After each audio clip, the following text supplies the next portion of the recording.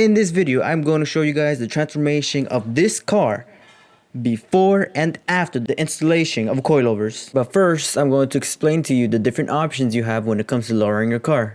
Coilovers are like a brand new set of legs for your car. Not only do they look good, but they offer outstanding results. Now, there are three ways that you can lower your car: springs, coilovers, and the most expensive one, air suspensions. Lowering springs are going to be the most affordable option that will not only lower your car, but will offer you a decent ride quality. They're great for people who don't want to spend loads amount of cash. Like, I'm talking about big banks. They don't want to break the bank, but still want to keep their OEM parts in. Usually, a lowering spring will offer you about an inch or two, depending on the brand you choose. Now, the next level of lowering your car would be coilovers. They offer a lot more adjustability and features like the amount of damping, ride quality, and camber, if you choose to get the camber plates or if they already come with camber plates. Coilovers are usually the best option to go for when you're looking to play with your suspensions and get the best out of them for what they are.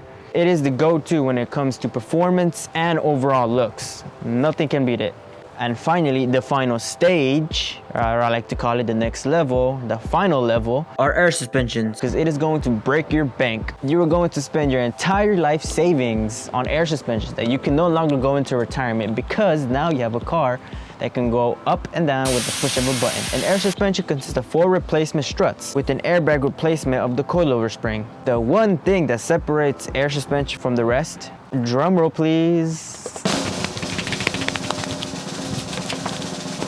You guessed it, air. Oh my god, I don't know why I'm even explaining this. I think I'm just gonna cut this part out. But with that being said, some of you guys may be wondering, well, what option did I go for? Well, I went with BC Racing. They shouldn't be too hard to replace, right? Because it's just about out with the old and in with the new. It's just replacing a bunch of old stuff with new stuff. But we'll see what happens. In order to take out a coilover, depending on the car, you might have 2 bolts or 3 bolts. In my case, I have 3 bolts. So it's 3 bolts from the top and 1 big bolt from the bottom. Then you take the end links out and then just repeat the process on the other side.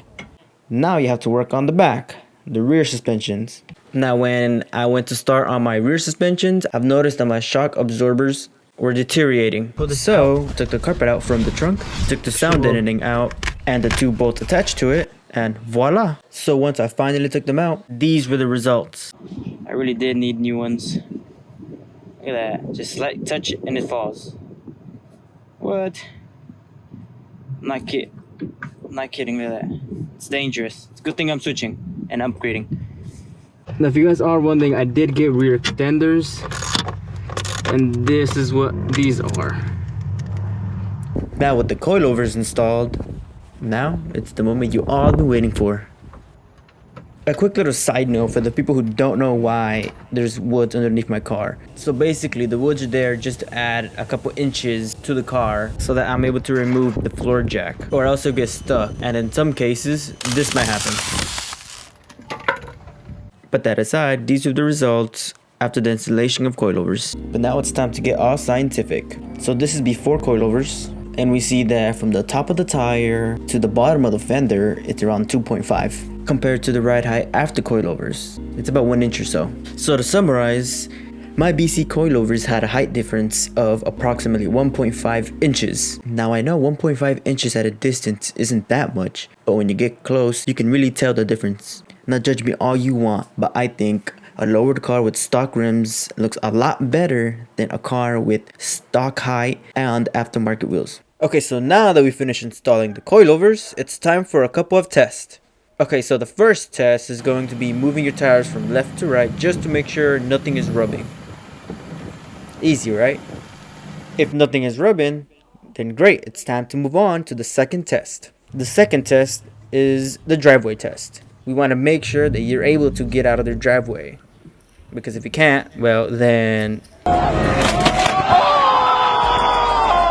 And finally, the last test, an alignment. Well, it's not necessarily a test for you, but make sure you do it. And when you're done with all of that, you can give yourself a round of applause for completing all the tests. And now you can enjoy your smiles per gallon whenever you drive your car. But that pretty much wraps up the whole video. If you like what you saw, please hit that like and subscribe button. Thank you guys for watching.